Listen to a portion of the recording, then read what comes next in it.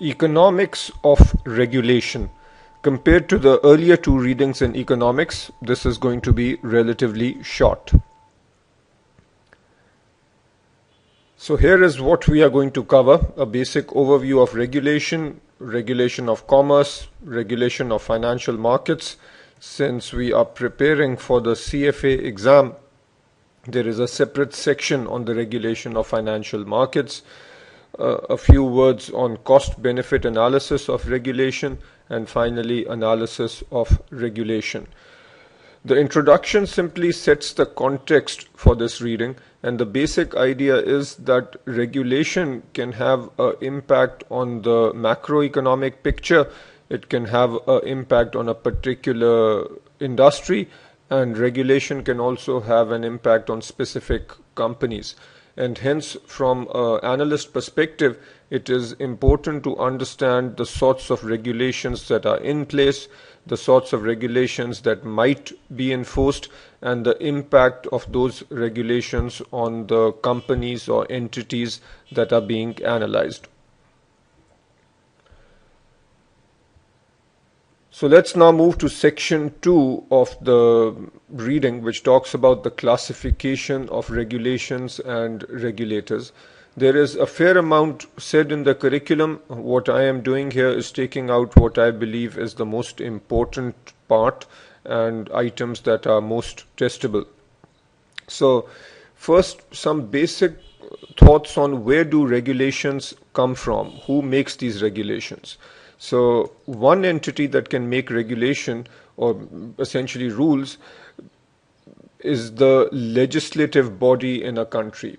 Now in the US, the legislative body would be the US Congress.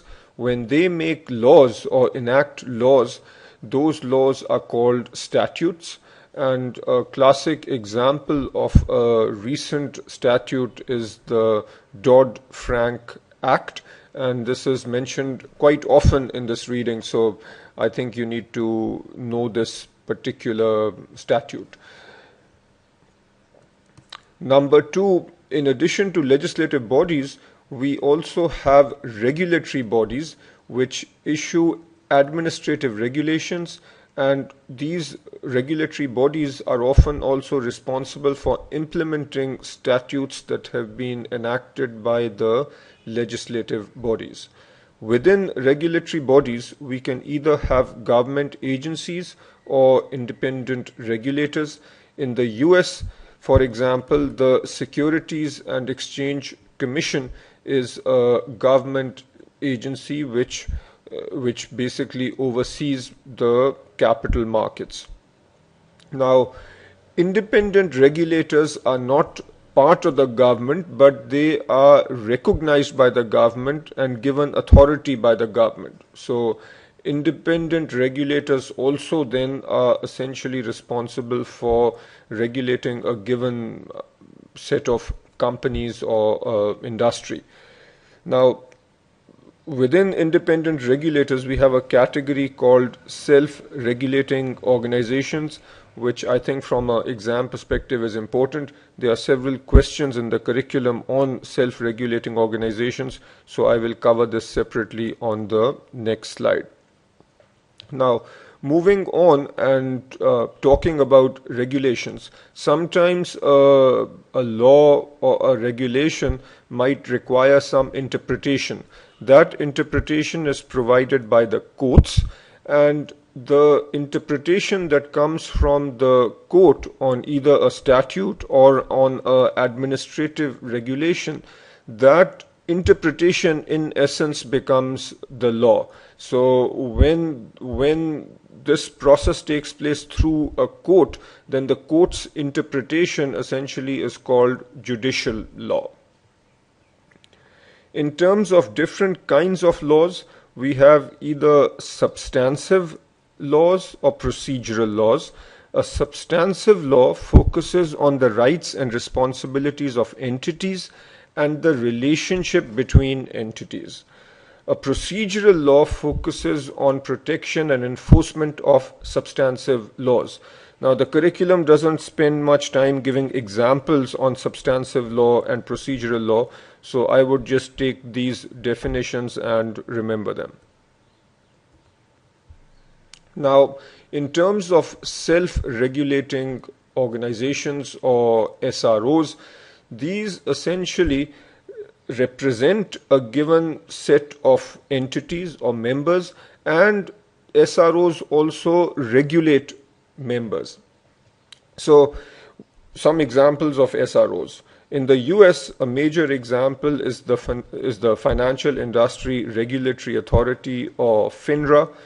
The mission of this entity is to protect American investors by making sure that securities industry operates fairly and honestly. Now, this particular entity has the authority to enforce rules. Another SRO is the International Organization of Securities Commissions, or IOSCO. This entity basically is an umbrella organization which oversees the regulators or the security regulators across different countries. So within the IOSCO, you will have regulators such as the SEC in the US and the basic financial market regulatory authorities across different countries. Here, obviously, the IOSCO cannot regulate and cannot enforce the rules, but it provides standards and guidelines and best practices for these entities like the SEC, which in turn can regulate and enforce rules. In terms of a self-regulating organization, for an SRO to be truly effective and viewed as being a suitable regulator, there needs to be adequate oversight by a government regulator. If there isn't adequate oversight from the government regulator perspective, then there is a risk that the SRO will essentially look after the interest of the members rather than regulating them. And in fact, post the 2008 financial crisis, the self-regulating organizations have come under a lot of scrutiny. As a high-level remark, the level of authority with SROs varies. You probably got a sense of that from the two examples that I spoke about earlier, FINRA and IOSCO, but there is actually the level of authority that a SRO has spans a spectrum. So at one end of the spectrum, you might have a situation where the SRO has the authority to enforce rules. At the other end of the spectrum, you might have a SRO that simply provides best practices, guidelines, and standards, and so on. When you take a look at example 1 in the curriculum, there is an example of a SRO in France which simply provides guidelines and best practices but does not have the authority to actually enforce rules. Section 2.2, Economic Rationale for Regulation.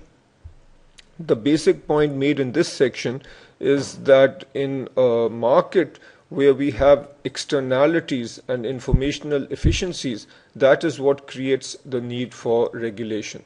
Let's just understand this through some simple examples, such as pollution. Now, a given factory, for example, or a given industry, let's say the chemicals industry, might create byproducts that pollute the environment, pollute the river that flows outside the factory. So now obviously this example of pollution clearly creates a negative externality which hurts the environment or hurts society in general. So if the company or the set of companies in this chemical industry are not regulated, there might be an incentive to keep polluting. So clearly regulation is required to limit or to minimize the amount of negative externality that is created. In terms of informational frictions, this basically refers to the different level of information that different stakeholders might have. So insiders at a large public company will obviously have more information about the company relative to regular investors or small investors. So clearly there needs to be regulation that limits the buying and selling that can be done by insiders. So clearly the informational friction that I just mentioned creates the need for regulation. Obviously, when regulation is defined and enforced, the regulator should keep in mind that overall the regulation should benefit society, and to determine whether the regulation is truly benefiting society, there is a need for a cost-benefit analysis, and this concept is covered later in this reading. Now, a few important terms that you need to understand from an exam perspective. One is regulatory capture. This essentially refers to a situation where the regulatory authority is in essence dominated by people or by vested interests from the industry that is being regulated. And I alluded to this in the context of SROs, but the basic danger is that if the regulator becomes too business friendly or too friendly or biased towards the industry or companies that he's regulating, then obviously that hurts society. So we need to be careful that regulatory capture not take place. Regulatory competition refers to the fact where you might have different regulators who are competing with each other. So a simple example of this might be that you have multiple states in a given country, and let's say each of those states have some laws related to companies or laws related to mergers and acquisitions. Now, what different states might do is compete with each other because every state wants companies to incorporate in their state. So the state-wise regulators might compete with each other to bring in entities. And again, in the grand scheme of things, this is not favorable. This might not benefit society. Next is regulatory arbitrage. This refers to situations where entities might exploit differences in economic substance and regulatory interpretation, or it might refer to situations where an entity takes advantage or exploits differences in regulation between different regions. So one example is that in the US, the Dodd-Frank Act has called for derivatives reforms to be fully resolved by the middle of 2011, whereas the G20 countries in Europe call for something similar to happen by the end of 2012. So clearly there is an opportunity for some entities to take advantage of this difference and perhaps take some of their derivatives transactions to Europe, where the more strict regulation will come in at a later point in time. So that is a simple example of regulatory arbitrage. From an exam perspective, I don't think you need to get too deep into this. Another concept that you need to be aware of is prudential supervision. This refers to a situation where regulators, and specifically bank supervisors, worry about the financial stability of the overall system and essentially are trying to reduce the system-wide risk. So that is prudential supervision. Now, the points made above highlight the fact that we need to consider the interdependence in actions and potentially conflicting objectives of regulators. So again, the example of the Dodd-Frank Act, which requires derivatives reforms to be fully resolved by 2011, versus the G20 action, which calls for something similar to happen by 2012. Now, potentially, This will create an impact whereby certain entities will move their business to Europe or find it favorable to move to Europe to take advantage of differences. So both from a regulator perspective, as well as an analyst who is analyzing the impact of regulations, one needs to consider the interdependence and the potentially conflicting objectives of regulators. Next, we talk about the tools that are available to regulators, and you have, I'm sure, seen these before. So one basic tool is, or one basic category is price mechanisms such as taxes, tariffs, subsidies. So if, for example, you take the cigarette industry, which has heavy negative externalities, one of the controls or price mechanisms that can be used is to tax the cigarette industry. If you want to discourage foreign goods in your country, you can impose tariffs. If a given industry has immense positive externalities, you might want to subsidize them. So these are examples of price mechanisms. Another category is where you restrict activities, and examples there are restricting insider trading and short selling. So insider trading is restricted by the SEC because of the informational frictions. So obviously the SEC wants to uphold the integrity of capital markets, and one of the regulations or actions to uphold the integrity of capital markets is to disallow insider trading. Another category is to mandate activities. Now, in the banking sector, it is mandated that banks need to maintain a certain minimum amount of capital. This is rather obvious, but in areas where we have high positive externalities, such as with public goods, we will have the provision of public goods and the public financing of private projects. Again, this is when we have high positive externalities. And in the context of regulatory tools, the ability to impose sanctions on violators is also significant. So these bullet points fall within the category of regulatory tools. Now, some general remarks.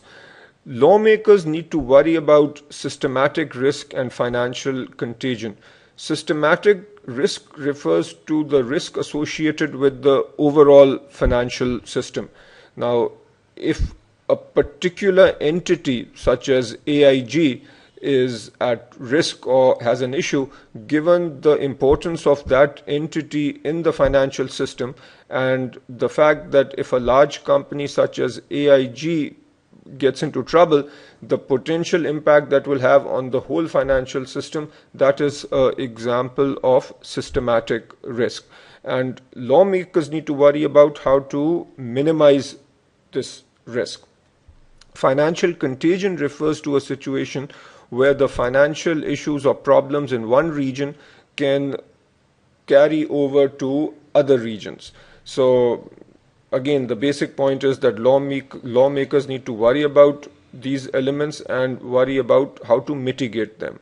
The Dodd-Frank Act, which has been mentioned a few times, attempts to mitigate systematic risk.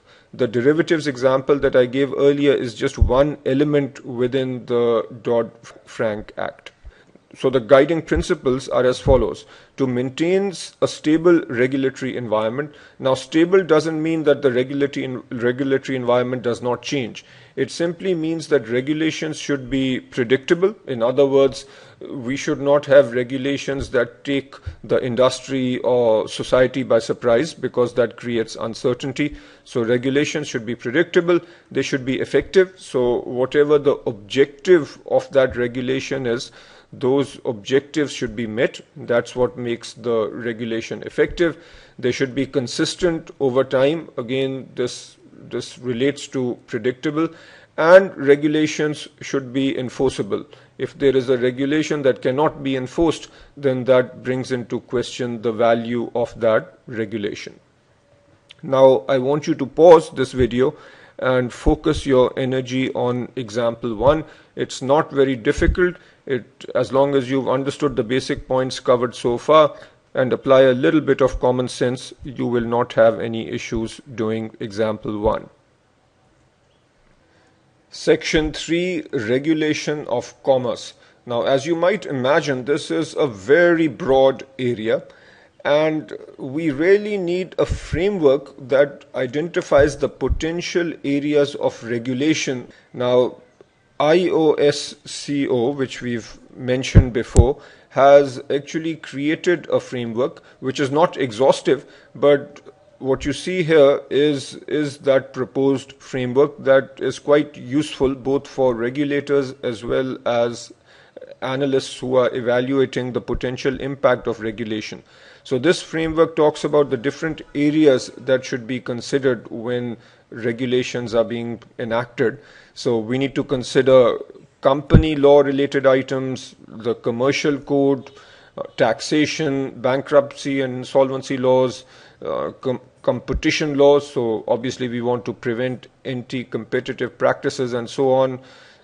Banking law, the need for minimum capital requirements, the need to try to make the banking industry as stable as possible, dispute resolution systems. So these are some core elements. From an analyst perspective, someone who is trying to determine the impact of regulation on a given company or a given industry, he needs to look at which laws are in effect, what regulations are in effect, the impact they are having.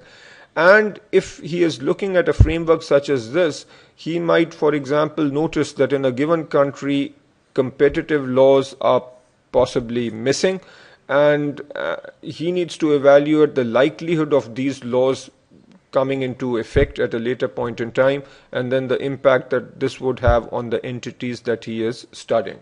So again, thinking in the context of a framework is useful both for regulators as well as for financial analysts. Another point to consider is that when we talk about regulation of commerce, we need to understand that regulatory decisions can happen at many levels. So, for example, when we talk about regulation around pollution, so these regulations would involve both local and international considerations. So the example I gave earlier about a given industry polluting the rivers, so there would be a local concern. But what about industries that are emitting gases that are harmful to the environment? Now, with those sorts of emissions, obviously the impact goes beyond the boundaries of a country, and there we will need to have international organizations that help decide how to address the problem. Similarly, with intellectual property protection or IPP, there are issues within a country, but then there are also international considerations. So technology developed in the United States, for example, what if it is being copied in China? Now, that raises larger global issues that need to be addressed in the context of regulating commerce. Now, interestingly, we might have situations where governments want to encourage competition within their countries, but they want to limit competition from other countries. So again, this raises questions about what are the suitable regulations that need to be enacted. Section 4, Regulation of Financial Markets. Now, the main points here are as follows. Perhaps the most important point is that we want regulation that maintains the integrity of financial markets. Now, this should sound a little familiar with the ethics segment of your course, where again, one of the most important items to consider is that people should follow practices that maintain the integrity of financial markets. So that clearly is an objective of regulation. Another major item here is mitigating agency problems. So when there is an incentive for managers to act in their own self-interest rather than the interest of the principal or the owner, that creates issues. So we want regulations that mitigate that problem, and corporate governance-oriented regulations try to address that. We want regulations that give us financial stability and economic growth. So certain capital requirements, maintaining risk levels below a certain threshold, and so on, encourage financial stability. Encouraging economic growth is obvious for any country. Next, now these are general items. Generally, the focus has been on retail investors, not institutional investors. When it comes to regulation, the thought process there is that retail investors are not sophisticated relative to institutional investors and hence need more protection. So government regulators and non-government regulators obviously worry more about retail investors. Prudential supervision, I have alluded to this earlier. This refers to the concept that regulators want to promote financial stability and reduce system-wide risk. Now, how do regulators try to do that? Generally through diversification of assets, through adequate capitalization. This means that entities such as banks and other financial institutions are forced to have a certain minimum level of capital. Those who have followed the financial crises in the last few decades will note that a lot of crises can be attributed to excessive leverage. So to reduce risk, one of the most important actions that can be taken is more capital. But from the industry perspective, there might be pushback because capital is perceived to be more expensive. So continuing with possible actions, encouraging firms to monitor their risks, and sufficient supervision are also mechanisms to promote financial stability and reduce system-wide risks. Next, cost-benefit analysis of regulation. The idea is fairly straightforward, that obviously regulation comes with some cost, but the benefit should outweigh the cost. Now, what this segment of the reading encourages regulators to do is to constantly improve the measurement of costs and the measurement of benefits, because clearly this is not an easy thing to do. How do you measure the cost of regulation? How do you measure the benefit of regulation? So one suggestion is to use economic principles. The reading doesn't spend too much time explaining how this is done, but nevertheless it's a general point to keep in mind. A few important terms: regulatory burden and net regulatory burden. So regulatory burden essentially is the cost of regulation. Net regulatory burden considers both the cost of regulation as well as the benefit. Now, when we talk about cost of regulation, clearly there is a implementation cost. So for example, the cost of compliance lawyers when a given set of regulation is enacted, so that would be considered an implementation cost, a cost that is explicit, that is visible. But then there are also some implicit or indirect costs that also need to be viewed. Now, take a very simple example. Let's say that in a given country, the listing requirements on the stock exchange are extremely cumbersome. So obviously one needs to have listing requirements so as to create transparency and make it obvious for investors, or make it easy for investors to evaluate. But what if those listing requirements are excessive?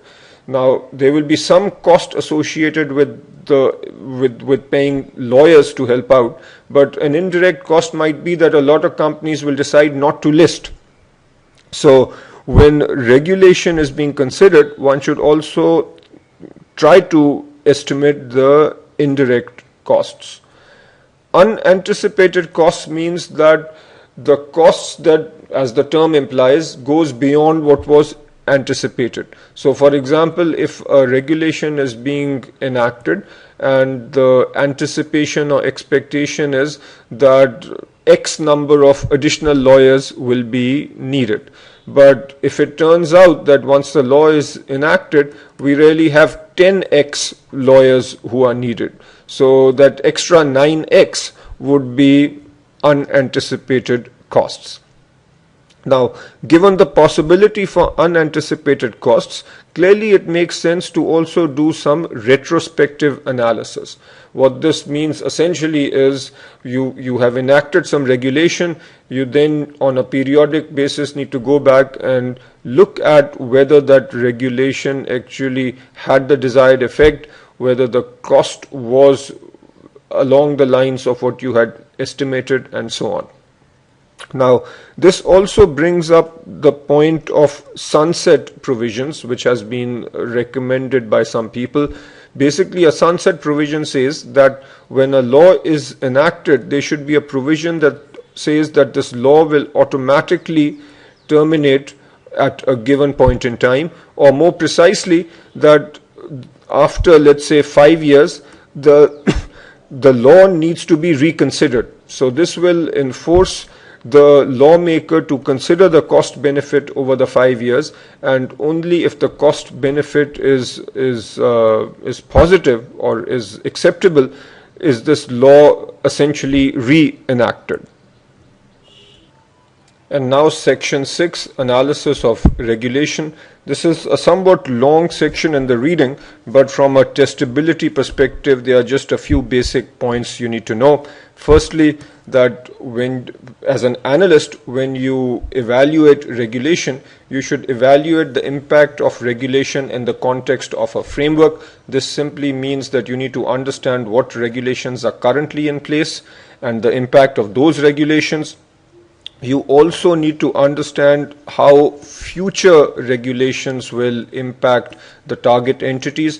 Target entities are, let's say, the firms that you want to evaluate. So, for example, if you are an analyst in the 1970s and you are evaluating the funds market, the mutual funds market, then when Regulation Q was enacted in the 1970s, which put limits on the amount of interest that banks could pay depositors, then a lot of money moved into the money market mutual funds. So clearly this was a big bonus for this industry, and an analyst who could predict this regulation, could see it coming, and could correctly estimate the impact of this regulation would obviously be doing a good job. Tobacco industry, again, a heavily regulated industry, so a good analyst should be able to figure out what possible regulations might be imposed on this industry in the future and the impact of those regulations on the industry. If you are evaluating a company that is heading or is essentially a natural monopoly, then you can expect some level of price controls or some limits on the profit rates that can be charged. So again, without getting into details, the important point is that an analyst should be able to evaluate the impact of regulation on the industry or the entities that he is studying. So that is it. We have completed this reading. In fact, we have completed the segment on economics. Your job now is to do the practice problems. Here we only have 6 practice problems, so make sure you do those. And there is one slight issue in question number 5, where I think the curriculum has made a small typo. In question 5, where it says most likely an unanticipated effect, I think what they really mean to say is unintended effect. So just make that little correction and then attempt question number 5. So that's it.